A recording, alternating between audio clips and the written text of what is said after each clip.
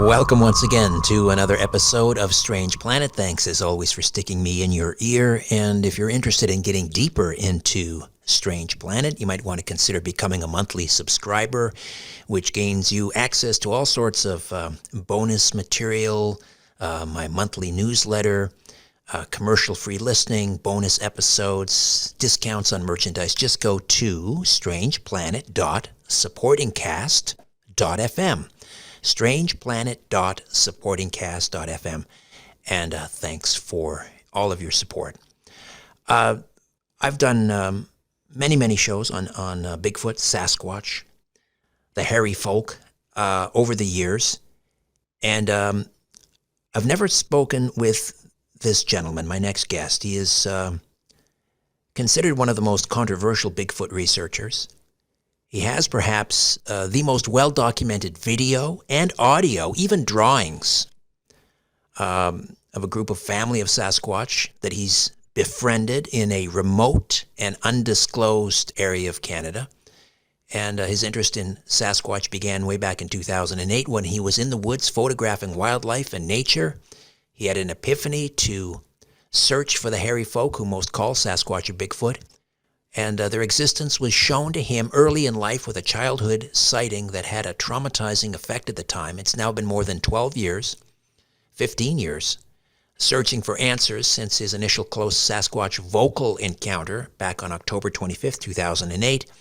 And 8 of those years have involved personal contact experiences that continue to show up in his life, giving him incredible insight into their existence and how Sasquatch interacts with humans. Mike Paterson, welcome to Strange Planet. How are you? Good. Thanks, Richard. Thanks for having me on. Appreciate it. My pleasure. Ontario. Sorry.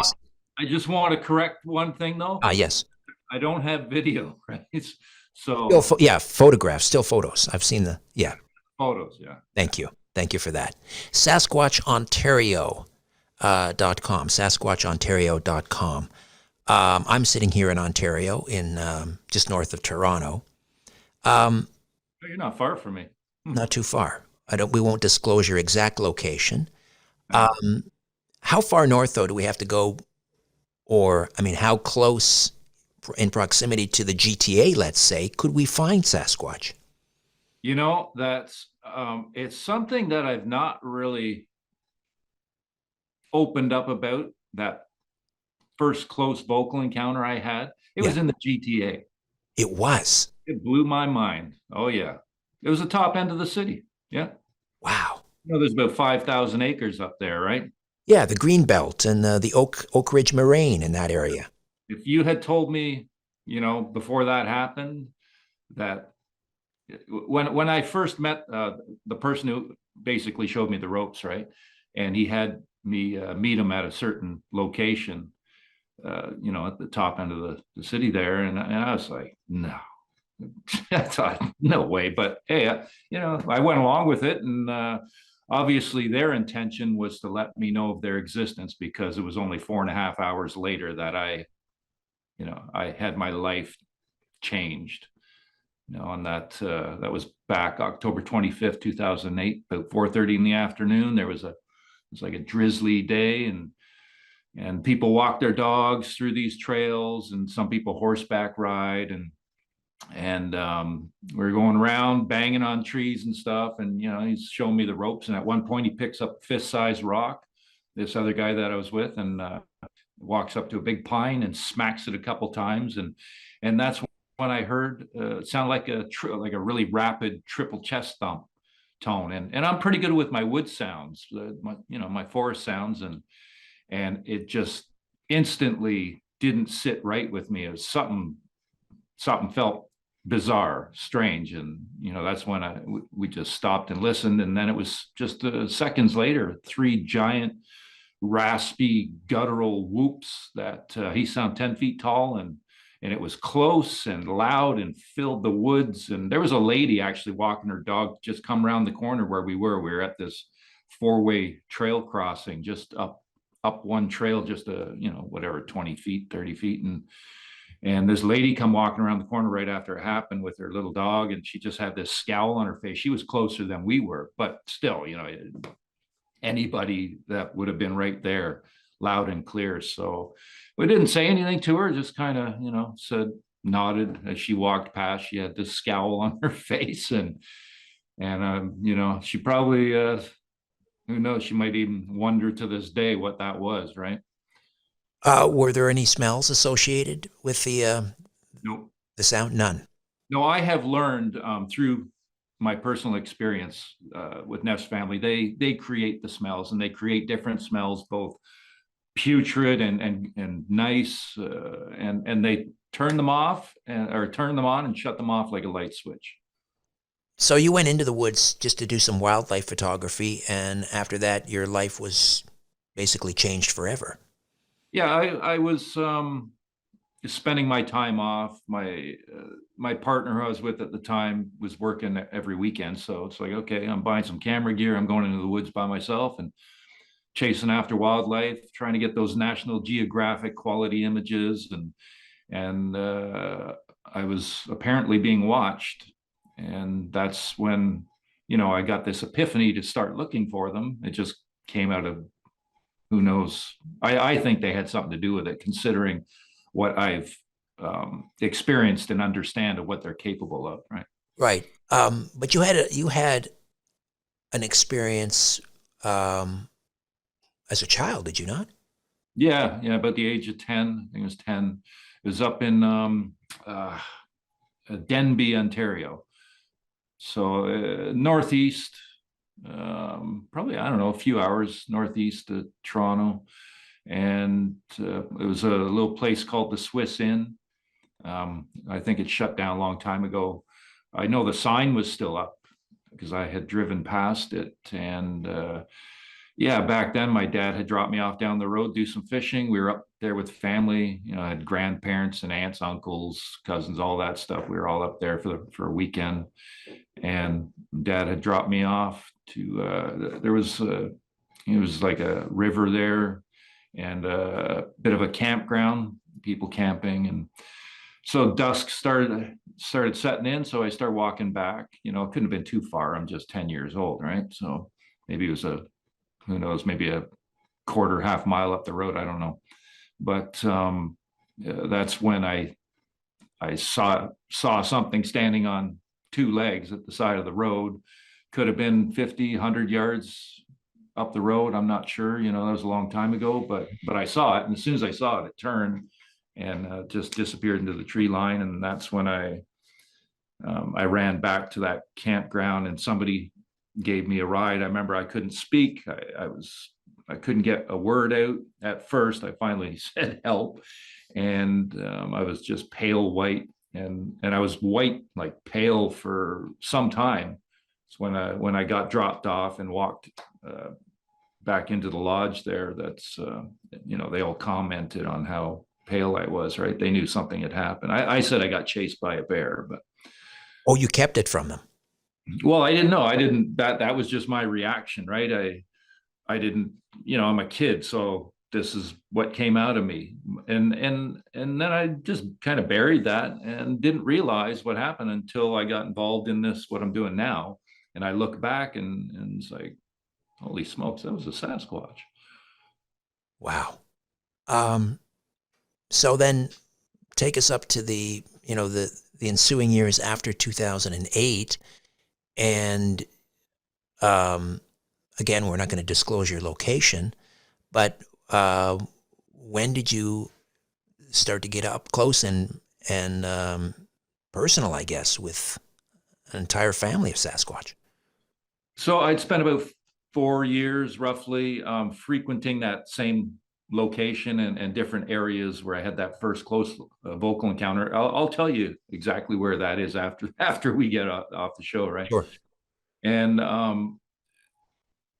after spending time in there, I'd had numerous incidents happen, other vocal incidents, and I remember I used to go in there and do this signature knock. I would bang a tree. I go knock, knock, knock, like a little pause in there, because that's how the whoops were, right? Whoop, whoop, with a short little, and then a third one. So I would do these knocks just to announce my presence. And And I remember I pulled in the parking lot one day, got out of my vehicle, and I'm walking around the other side to get my equipment, and I hear my signature knock come out of the woods loud and clear. I'm like, are they watching me? I still didn't understand what I was dealing with. They had walked through snow, bipedal crunching through snow right beside myself and the other person I was with at one point as well in that same location. We couldn't see anything. I was freaking out. I was like, because it was right there and there was nothing visible, right? So after about 4 years, sorry, shut that phone off. After about 4 years, I got situation dropped into my lap to investigate a property. Well, I got invited to interview the couple first at their home, which I did, and then I got invited up to their cottage, which is in the Kawartha Lakes region. Okay. Yeah, so it's not remote. There's actually a lot of cottages up there. Sure. But I've learned that doesn't matter. Proximity of humans means nothing. It really does. Sorry, Mike, you said when you were called to investigate a property, you mean someone believed or may have seen a Bigfoot on their property, so they asked you to investigate? They suspected for about 5 years. There had been things happen, and after my interview with them, I gathered up a lot more information that there had been numerous incidents happen throughout the years. Like a member of the family stepping behind, the family's out there around a campfire, and there's a shed nearby, and the one family member steps behind to, relieve himself, and comes running back, says there's a bear watching them. It's like, no, bears do not sit there and within 10, 20 feet and watch, right? Or a cake going missing, from inside somebody's cot. It's just little things, over the years. But I knew from the first night that there was strange stuff going on there. So yeah, I got invited in to investigate, and I've taken that situation and developed it over the years. I've evolved with it. I was putting up trail cams and banging on trees at the beginning. And when I saw slowly revealed to me the intelligence I was dealing with, I changed how I approach things, right? And they slowly, it's like a baby step process. I can understand why they're still labeled a myth by many, right? It's still, after 10 years, it's so elusive. And I've had well over 1,000 encounter incidents with them. We might get a dozen encounters in a night, right? When we're there, incidents happen, and much of the activity is indoors at this point. Oh, really? Oh, yeah. So was it a process of making your intention known to them that you wanted to have encounters, and then it was about building trust, or how does that work? Yeah, they do know your intent. They know your heart, and it's a slow process of building trust on both sides, really. And the way they operate, how they interact with humans, they're very, very meticulous, it's like they're very efficient in how they show things. Their invisibility, just simple physical contact and actually, the first time that happened, I had my video camera running. So if you go on my channel on YouTube under Sasquatch Ontario, the 1 minute intro clip there, that's the very first time I was given physical contact. And the property owner, he wasn't standing near me, but I still asked him. I said, you touch me in the back of the head? And I kept repeating myself. I'm basically, reacting in shock, even though I knew he wasn't anywhere close enough. And he even says, from here, so yeah, little things they show. They show their presence, with apports. Marbles have been a huge thing, just constant. We've probably ended up with well over a couple thousand of them by now, and developed written communication over the years. Recorded a lot of vocal. They've given me a lot of voice, a lot of vocals, and that caused a lot of controversy. The photos I just posted, taken by the owner, yeah, those have obviously caused huge controversy. A lot of people are saying they're masks. They're not masks. They're the same individual taken seconds apart. I just put the two photos together, and that's Neff, right? Fantastic face shots. So, I want to come back to those. And would I have your permission to insert those into the video, into this, or it's up to you? No yeah, pressure. that's one set of photos. I'd Okay, we'll rather. direct people. We'll direct people to the YouTube channel. Yeah, Just go to SasquatchOntario.com, and then there's a link there to the YouTube channel. Is that the best way, or? yes, yeah. Okay, and SasquatchOntario.com, that's in the episode notes, so just click on that. That'll take you there, and you can see these remarkable photographs. Yeah, I haven't posted them on my website. I don't maintain that very well. It's mainly the YouTube channel. That's where I put most of the stuff, right? So. Right, and you can also hear some vocalizations as well. How would you describe the vocalizations? Well, they've voiced that through written communication that they know all language. English is obviously not their first language, and the telepathy, they are just extremely advanced with telepathic skills. It's absolutely incredible what they can do. The first time they showed me that, they grunted in my head so loud. I was asleep on the couch basically, and I just shot to my feet instantly, and I was right on the phone to Dwayne, the property owner there. And but as far as the vocals, they vocalize on both the inhale and the exhale. So you can hear some of the vocals I've recorded. There's a lot of velocity in there. I get people all the time, I just talk while inhaling or whatever. And it's like, not like this. You can't do it like this. There's a lot of power in those lungs. Neff, when this started, he's the main character in this, and he is a character. We called him Mr. Funny before he gave us his name. So he was 17 years old. At the age of 25, that's when I got his age, at 25. So I backtracked. So this started when he was 17. I think he's 28 now, somewhere in that range, give or take a year. And documented 6 inches of growth on his foot over 10 years with 4 different sizes. It was 12 by 5 inches at first, that, and back in 2013. And as of the end of this winter, and it was the very last chance with snow on the ground too, he gave his footprint within 15 minutes of arrival. It's now at 18 inches, 6 on the width. So he's grown significantly in that time. Mike, we'll take a quick time out, come back, and continue to discuss your Sasquatch encounters. Mike Paterson, SasquatchOntario.com. Back with more in a moment. Hi there. If you want to watch the rest of these episodes, please head over to my Rumble channel, Richard Syrett's Strange Planet.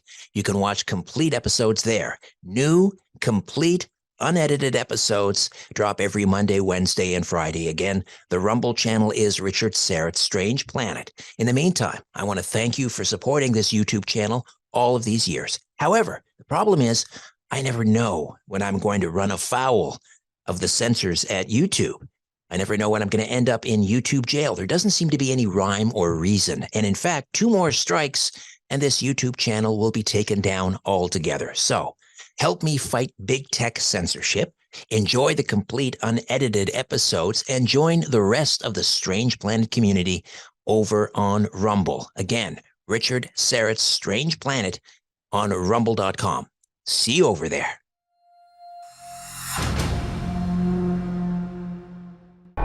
Hey there, and welcome to another episode of Strange Planet. Thanks, as always, for sticking me in your ear. All right, Beatle fans, you're going to enjoy this.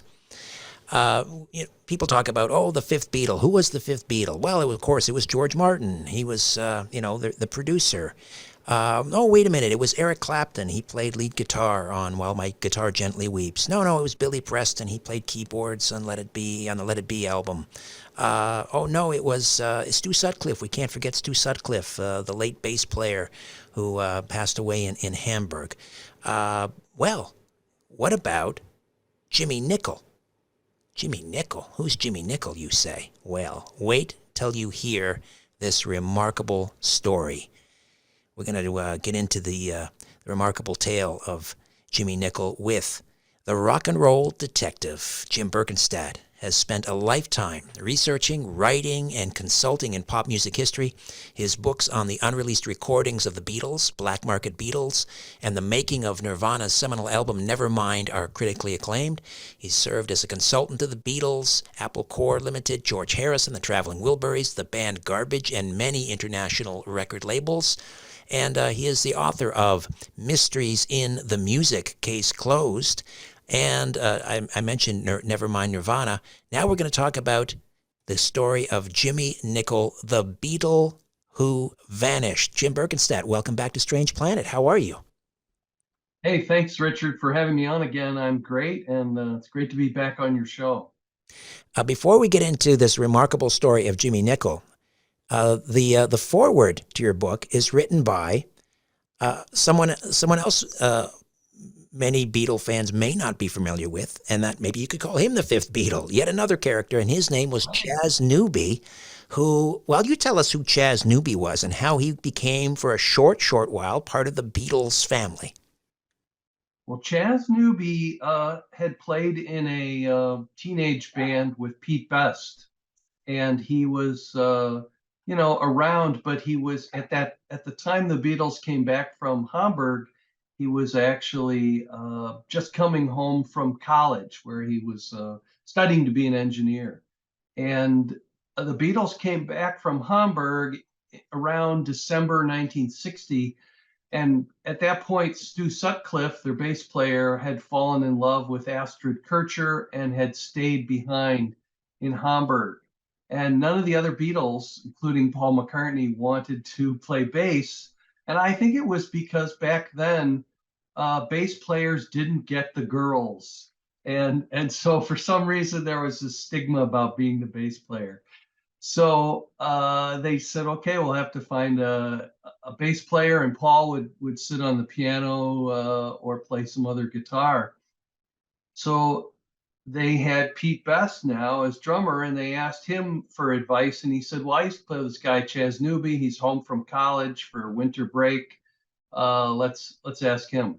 So they did, and good old Chas joined the group for about 10 to 12 days and played with the Beatles in Liverpool. And it was funny because a lot of the little flyers at the time, which were homemade, that would advertise the shows would say, like live from Germany or live from Hamburg, it's the Beatles. And some of the people in Liverpool just assumed they were a German band, but they were from their own hometown. And so Chas is a wonderful guy, and he's another sort of forgotten person in Beatle history. And I thought it would be interesting and appropriate to have one temporary Beatle write the foreword for my book about another temporary Beatle. And so that's how he came to be involved. Right. Now, and I guess the Beatles, Paul and John, they wanted Chas to come with them on their return trip to Hamburg. But he decided education was more important. Good for him, and he went back to university. How would history have changed if Chas Newby had gone on that trip to Hamburg, decided not to go back to school? McCartney never picks up a bass. Something to think about. It's a real interesting hypothetical question, and I don't think we'll know the answer, but I know that from getting to know Chas and becoming good friends with him, that was really something that never jumped into his head. He just felt like, I'm helping these guys out. I sort of know them all, and then I'm going to go back to school, because he was really focused on becoming an engineer. And in fact, he told me a hilarious story. Once he became an engineer, he was with a firm and they were working on making windshields for US Air Force fighter jets. And, this is well before computers and other things. So calculations were pencil and paper and Hmm. protractors and things. And they made this windshield and they wanted to test it, in case something were to hit it, how much force could still leave that windshield intact. And he said they set it up in this long hallway, and they all went off to the pub and had some pints of beer. And then when they on their way back, they stopped at a meat store and they picked up a whole frozen chicken, and they had built a cannon. They put the chicken into the cannon and they fired it at this windshield, and the windshield held up. So they're like, all right, then we've got the right formula. We're ready to go. So he was really intrigued by his work. And I think later he became a teacher, and now he's retired. What's real interesting too is that he started playing in a pub band in his hometown, and none of them knew that he had been in the Beatles, that were in this band, or the people in the pub, until my book came out. And he showed them the book and they're like, what, you were a Beatle? So it's been a lot of fun for him. And is he still playing with, I guess, the new Quarrymen, the resurrected band, which was the precursor to the Beatles, the Quarrymen? Yes, he has been playing with them. Of course, COVID and illnesses and things like that, because they're all probably around in their 80s. Hmm. So I think they have a bit of a revolving door, and whoever's healthy will play. But they're still going strong. All right, so let's talk about Jimmy Nicol and how he found himself in the band, the Beatles, for a short stint back in 1964 as they're about to embark on a world tour. What happened? Well, so Jimmy Nicol had started out playing with a number of bands in the late 50s and into the 60s. He then what was it got to perform as a session drummer through a friend who had been in a former band, and he was working at Pi Studios. And a lot of times he would do these cover songs where just coincidentally they were trying to complete and cover songs that were the most popular on the charts of the day. And those, of course, included a lot of Beatles songs. So he had an opportunity in early 1964 to learn Ringo Starr's drum parts. And, little did he know that that would come in handy pretty soon. So along the way, he then had he did a studio gig with a young man named Tommy Quickly. And Tommy Quickly was part of Brian Epstein's group of artists that he represented besides the Beatles. So at that point in the spring of 64, Brian Epstein had at least seen Jimmy Nicol play drums in a professional setting in the studio. Then in, I think it was May of 64, Jimmy joined a really great crack band, rhythm and blues, Georgie fame and the Blue Oh, Flames. yes, yes. And while he was there, many of the big rock stars of the day, this was like the cool club to go to. So members of the Beatles, the Stones, the Who, etc., would hang out at the Flamingo Club and watch Georgie fame and the Blue Flames. So Paul McCartney was one of those regulars. He was a bachelor, and that was something he enjoyed doing, was hearing other music by current musicians of the day. And he was able to see Jimmy Nicol play. And so then we get to June, I think it was June 3rd of 1964. The Beatles were one day away from going on their first ever world tour, which had taken Brian Epstein probably 14 months to organize, because back then all the promoters, all the rental of equipment, lining up other bands, making sure there's the new single in the store, all that stuff was all done by letters, if you can believe it nowadays. So It took a long time, a lot of letters going back and forth. Plus, it was Well, that, Australia, Asia, right? They were going to tour Australia and Asia. I mean, that was like yeah, half a well, world. they were going to go. Yeah, they were going to hit the Netherlands, then Hong Kong, then Australia, and then New Zealand. So it was one of those things. It was the day before, and the Beatles were just having a photo session for something, probably a magazine, and Ringo just collapsed. And when I interviewed the late Neil Aspinall, who was their road manager, he said, "Yeah, it was scary." And he said, "I remember I just picked him up and carried him to a car, and we drove him straight to the hospital." So he had tonsillitis, but Ringo had had a lot of illness as a young boy, and so I think everything with Ringo was fairly serious at that time. So they took him there, and that's where he would stay in the hospital for the next 2 weeks. So the Beatles really, and their manager Brian, only had about an afternoon to scamper around and find a drummer. And Jimmy Nicol ended up being the third drummer asked, the first to turn down Brian Epstein for different reasons and considerations. And then Jimmy's name came up. I think that one of the drummers, Graham is his name. He said, "Hey, why don't you try Jimmy Nicol? He's a great drummer, and I think you'll catch him at his home because he played the all-nighter with Georgie Fame, and it's now 1 o'clock in the afternoon. He'll be home." Now, before the decision, sorry, Jim, but before the decision to actually that this tour was going to take place, didn't Harrison basically said, "If Ringo's not going, I'm not going. Get yourself. You're going to have to get a replacement for me too."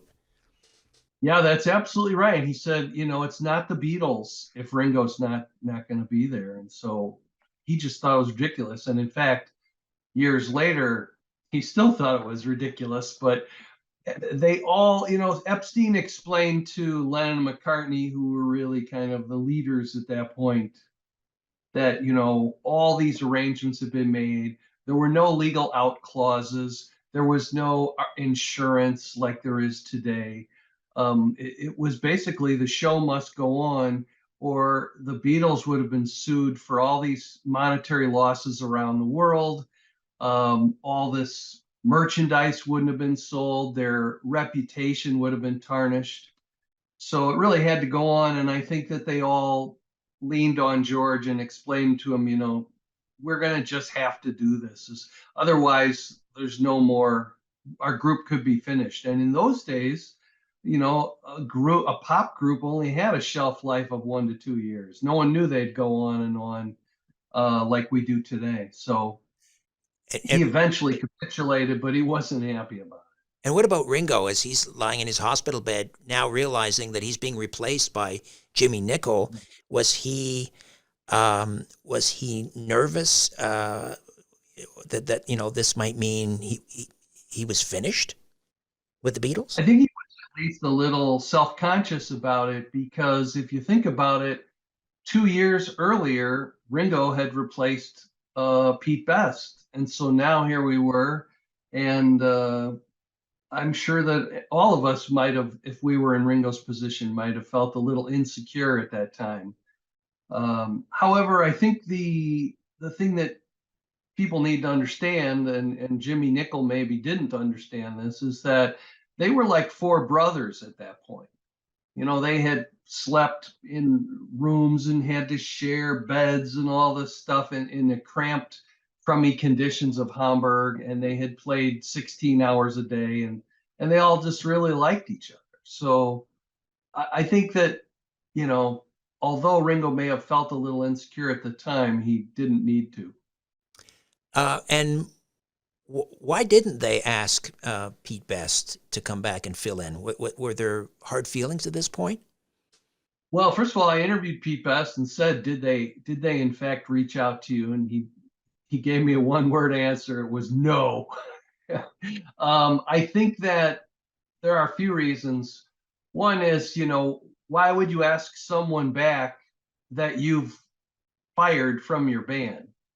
So that wouldn't make sense. And that was what Lennon said at the time. And then also, I believe there was some ongoing litigation at that time where Pete Best was suing the Beatles for letting him go after he saw that they had gotten quite famous. So I don't think there was any condition under which Pete Best would have been chosen to temporarily step in for Ringo.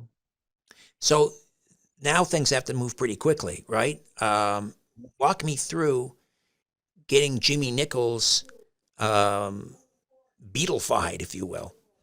Yeah. Well, so first they asked him to come down to Abbey Road.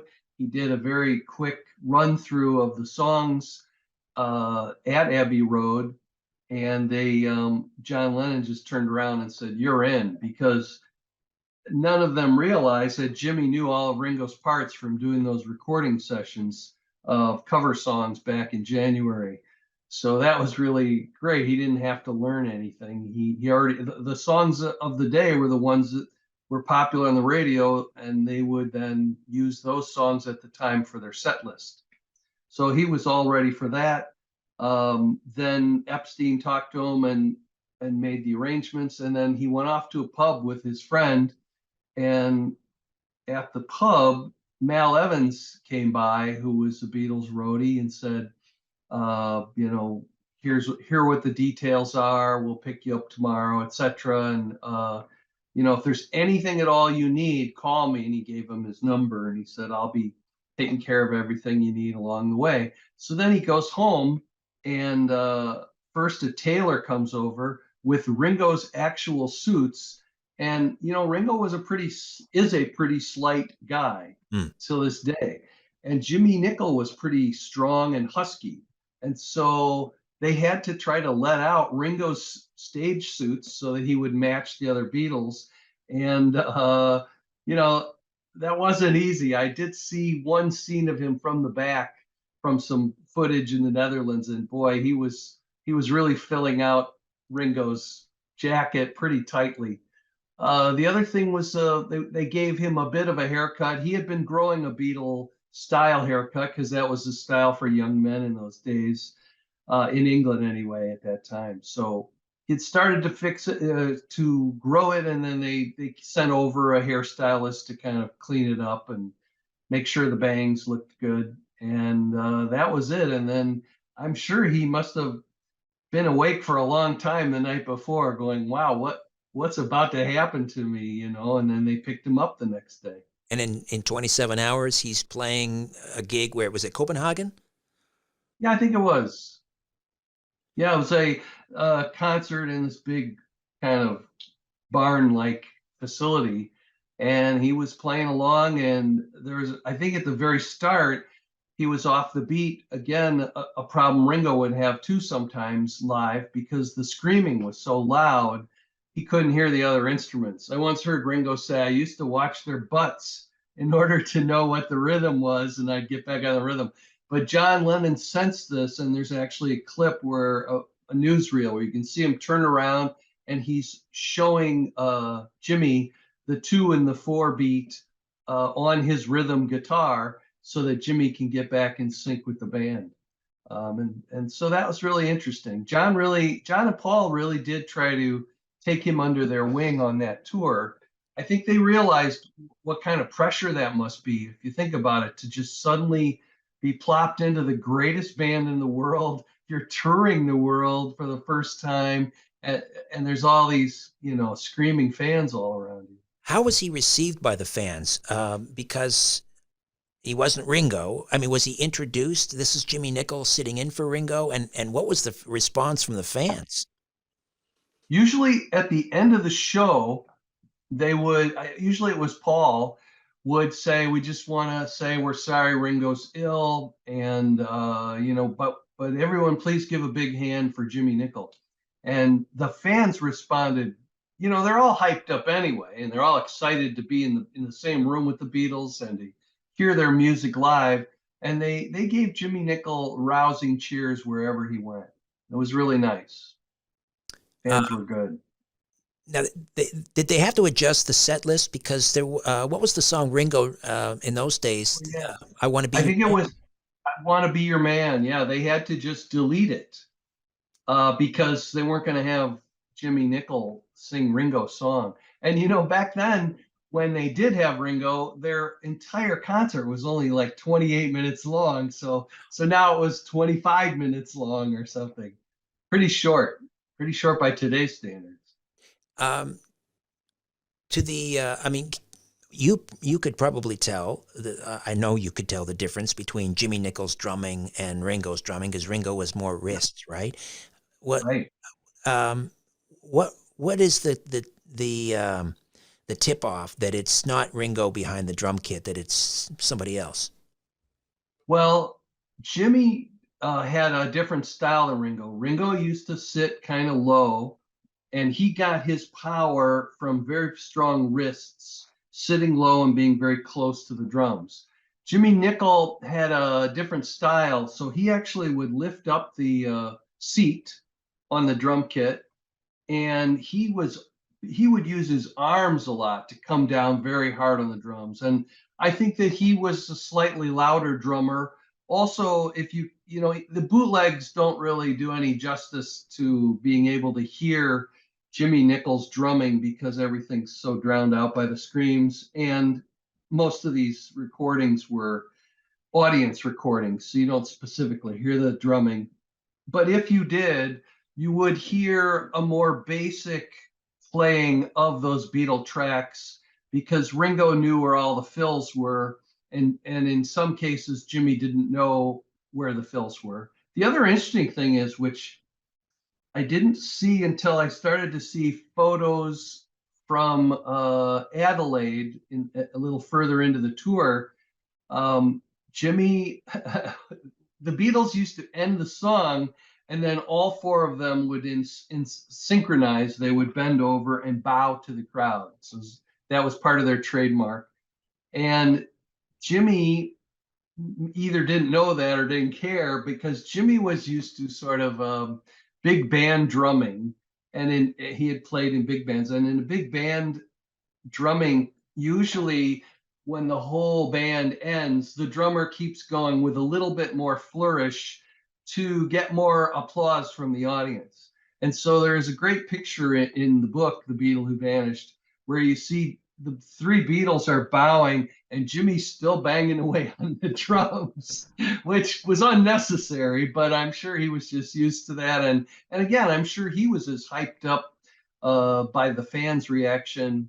And so it made sense to him to continue playing on and sort of make a big deal out of the ending of a song. All right, Jim, we'll take a quick time out, come back, and continue to discuss this remarkable story of the Beatle who vanished, the Jimmy Nichols story. Stay with us.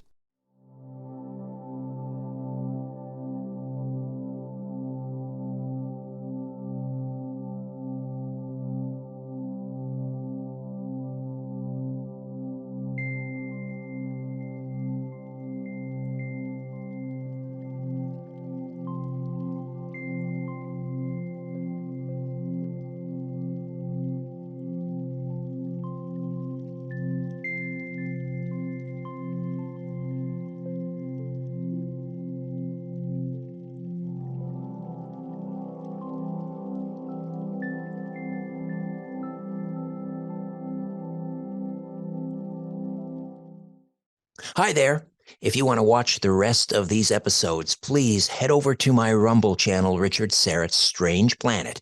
You can watch complete episodes there. New, complete, unedited episodes drop every Monday, Wednesday, and Friday. Again, the Rumble channel is Richard Serrett's Strange Planet. In the meantime, I want to thank you for supporting this YouTube channel all of these years. However, the problem is I never know when I'm going to run afoul of the censors at YouTube.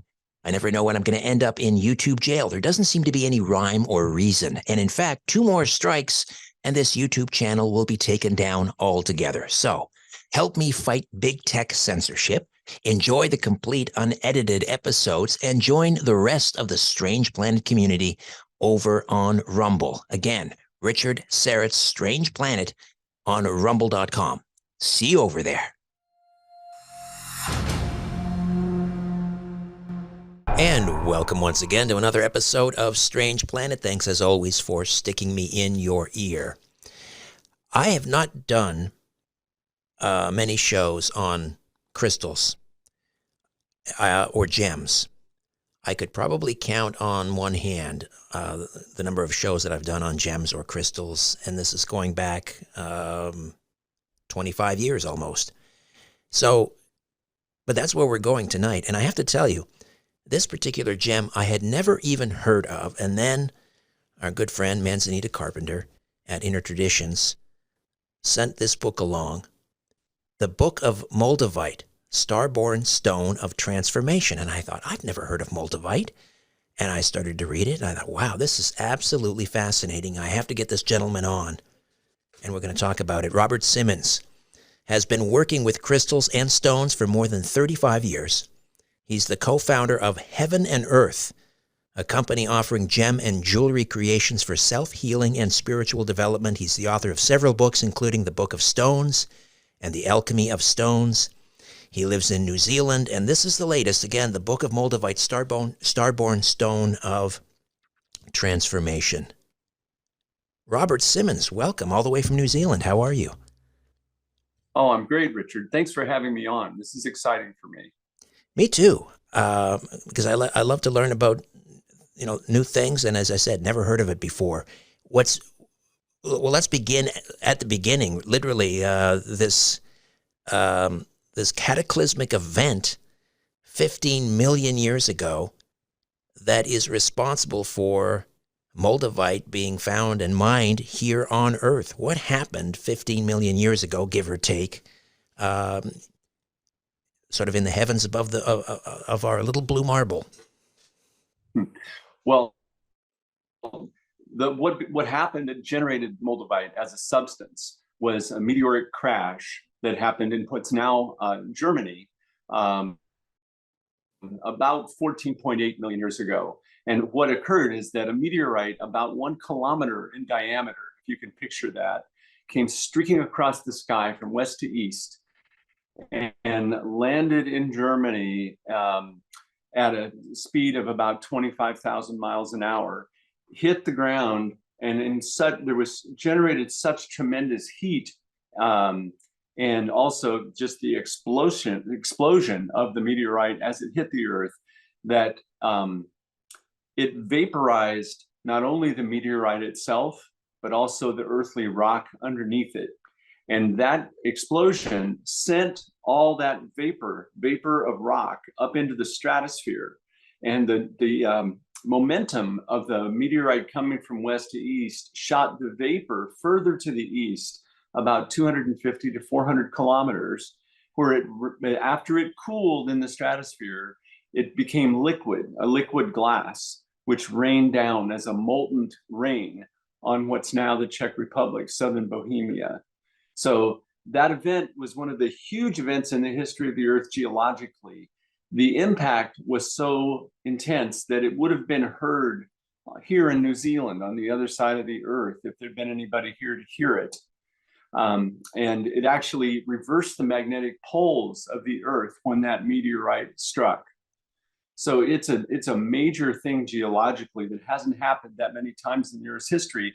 And the sort of miraculous thing to me is it generated a new material that never existed before.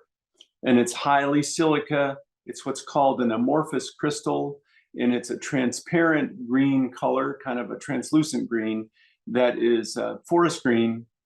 And the stones themselves look like little wrinkly green prunes. So that's a quick synopsis of how Moldavite got here and what it's like. And it's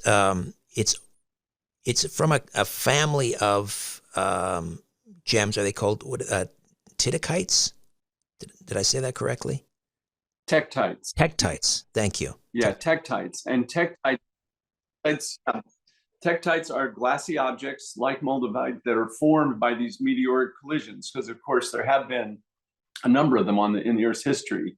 And the other tektites are almost all black or blackish brown, coming not from particularly places attractive. like. They're not particularly attractive. No other tektite is this. not at all. No, no, they have been revered, the other tektites in different cultures, as being valuable and having spiritual qualities, but only Moldavite has this gem quality about it. So that makes it special, and special to me for other reasons too. And so it's amazing. We have this kilometer-wide meteorite hurtling towards the Earth at 25,000 miles an hour. I mean, if that happened today, that probably would be a planet killer. I'm thinking maybe.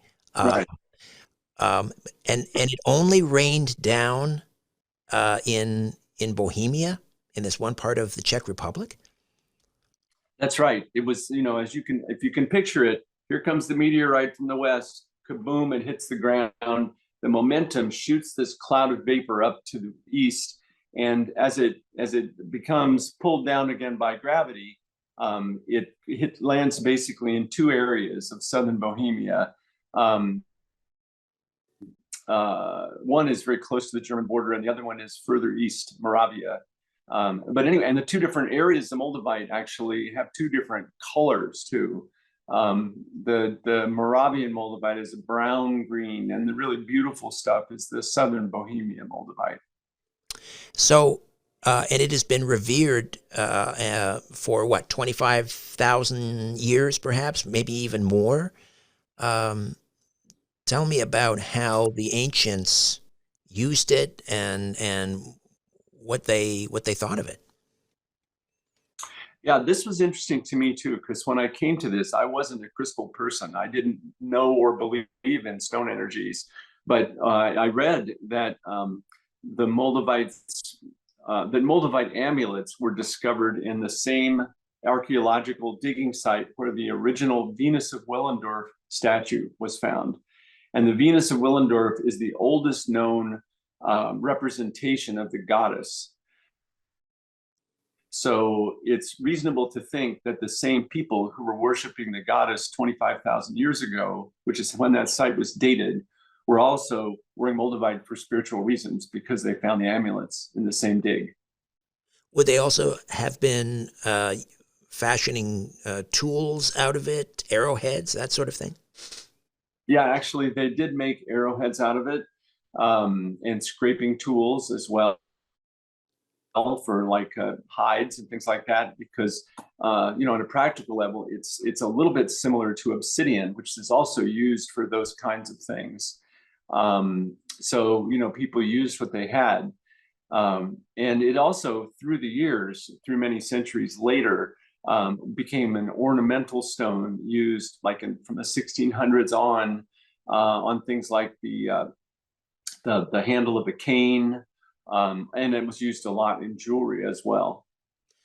Jewelry. Okay, so that leads us to how you discovered Moldavite, because like you were like me, you had no idea. You never heard of Moldavite before. You were working with gold and diamonds, and you were making jewelry, and you were anticipating the arrival of Halley's Comet, and you thought, wow, this is a momentous celestial event. People are going to be very psyched about this. So you were going to make a piece of jewelry. Was it like a pendant?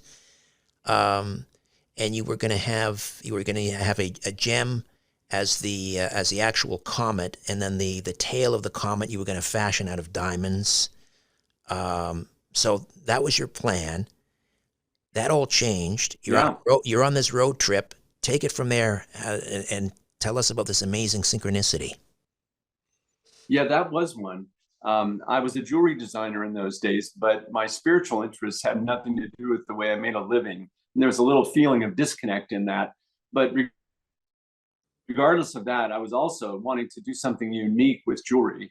And as I was daydreaming on a trip to Cape Cod to do some selling of my wares, it came to mind, just kind of dropped in. I saw an image of a gold comet with a real meteorite at the head of the comet and diamonds in the tail. And as you say, it immediately struck me, oh, Halley's Comet's going to be here in about a year and a half. I could make a commemorative comet, put a real meteorite in it, and it would really be new in the jewelry world. So, for me, the carrot was, oh, I'm going to make a lot of money if I do this. But little did I know how much more was going to unfold. But in any case, I was so excited by that idea that I drove another 40 miles right past my appointment that I had without even realizing it, because I was so captivated by my vision. And I ended up at the house of a friend, or near the house of a friend. So I went to see him instead of taking my appointment back. And he had done a project where he was selling astrology pendants through a credit card company's mailings. And he'd done really well. He'd sold 60,000 pendants. So I thought maybe this would be another one to fit that. So I told him my idea, and he said, you know, it's a great idea, but you shouldn't use metal meteorites. They're ugly. You should use moldavites. My fateful question was, well, what's a moldavite? And, you know, then he dug in his studio and found this magazine that he had. And the magazine was 28 years old. It was an old copy of the Lapidary Journal. And in that magazine was an article about moldavite, telling a lot of this history that I've just been sharing with you, and also talking about its use as a gem. But it also talked about the lore and spiritual stories about moldavite that the author, even in the 1950s, when he wrote this article, was aware of. So I thought, oh, gee, I got to see if this man's still alive. Maybe he can tell me more or help me find some, because it immediately struck me that this was the thing to use. So I called information. In those days, you could do that. I got a number, and I called him, and then, you know, the phone rang, and then after a bit, this old man's voice answers the phone. And I say, hello, I'm Robert Simmons. I've just read your article about moldavite. There's a long pause, and he says, you just read my article. And, you know, he was astonished that 28 years later, somebody was calling him about it. Right. But we talked for 4 hours, and during that. Sorry, this is 1986. 85 or 86, he wrote the article in 1958. 1958. Yeah, that's right. Sorry, go ahead. That's right. So it was a synchronicity, a major, for me, it was a big synchronicity that this happened, you know, and that my friend, I missed the appointment by chance. The idea fell into my head by chance. My friend remembered he had this magazine. The magazine was really telling a lot about moldavite that made it have a great story, as well as just being a gem from outer space, which was big enough. And then the man was there and talked to me on the phone for 4 hours about his intense interest in moldavite. He was a gemologist and had always been trying to get the gem world interested in moldavite without success. But while we were talking, I got the prickles on the back of my neck, and it felt like, oh, this is some kind of destiny moment for me. So he sent me my very first samples of moldavite, and things in my life took off quite rapidly from there. He told you about some of the lore, the legend, the reported magical properties of moldavite. Things like it vanishing and reappearing and things like that. That was something he mentioned, and it is something that happened to me too.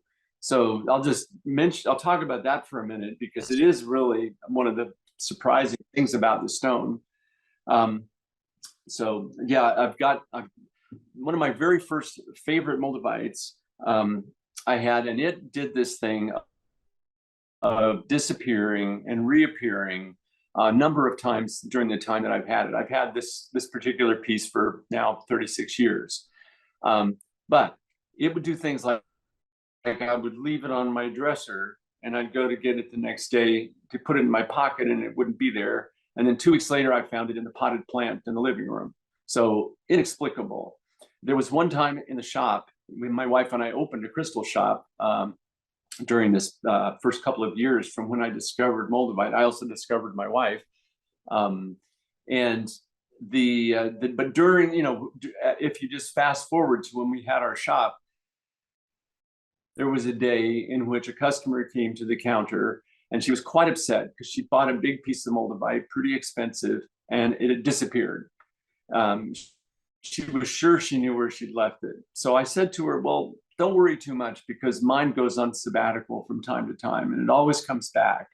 So yours probably will too. In fact, mine's gone right now, I told her. Well, no sooner had I told her that than my wife was opening up our safe to get our gold jewelry out for the day in our shop. And she got out the cash pouch where we kept the change fund. And there was a lump in the pouch.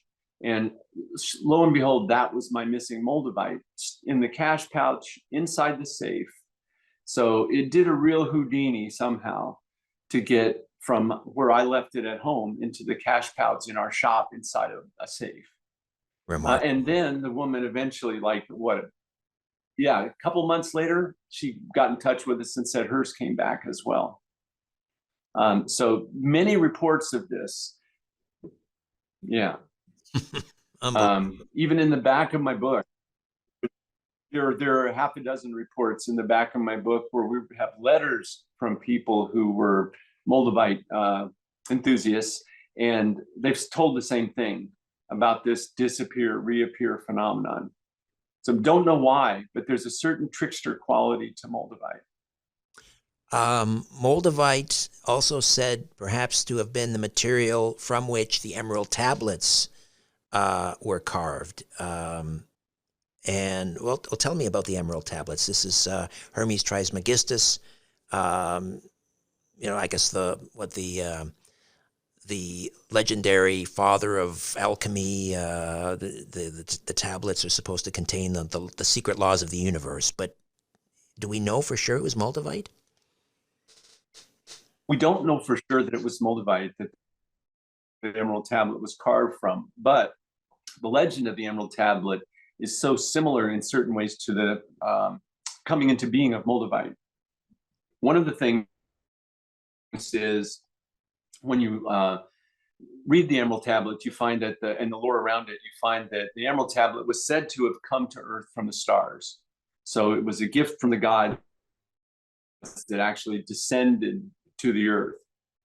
It was green in color, and it was believed to be a stone. So there's no other, real stone in the physical world that is as much like that as moldavite is. And another thing in the emerald tablet that's very detailed, like moldavite's story, it says that the tablet itself fell to Earth, went back up to the stars, and came back to Earth again. So if you remember how moldavite was formed, the meteorite hit, the material shot up into the atmosphere, and it descended again. So, there is a similar pattern to the emerald tablet story. Remarkable. And another interesting thing, it goes with this, Richard, is that the Holy Grail stone is also very similar to moldavite if you look at that legend. And that legend was written up in that article that George Bruce, the guy from 1958, had written. And the emerald tablet, the stone of the Holy Grail was said to have been an emerald that fell from the sky. And it fell from the crown of Lucifer, the angel of the light, in the war between the angels. That's the Holy Grail story as told by Wolfram von Eschenbach, a German minnesinger of the 9th century. And that legend says that once you beheld the stone of the Grail, you could no longer deviate from your destiny. Your true spiritual path would unfold, whether you wanted it to or not. And that's interesting in another way, because moldavite has a quality like that too. Right, as we'll discover. We'll take a quick time out. Robert Simmons is here, and we're talking about this remarkable stone that is not a stone, moldavite. Back with more in a moment. Hi there. If you want to watch the rest of these episodes, please head over to my Rumble channel, Richard Syrett's Strange Planet. You can watch complete episodes there. New, complete, unedited episodes drop every Monday, Wednesday, and Friday. Again, the Rumble channel is Richard Syrett's Strange Planet. In the meantime, I want to thank you for supporting this YouTube channel all of these years. However, the problem is I never know when I'm going to run afoul of the censors at YouTube. I never know when I'm going to end up in YouTube jail. There doesn't seem to be any rhyme or reason. And in fact, 2 more strikes and this YouTube channel will be taken down altogether. So help me fight big tech censorship, enjoy the complete unedited episodes, and join the rest of the Strange Planet community over on Rumble. Again, Richard Syrett's Strange Planet on rumble.com. See you over there.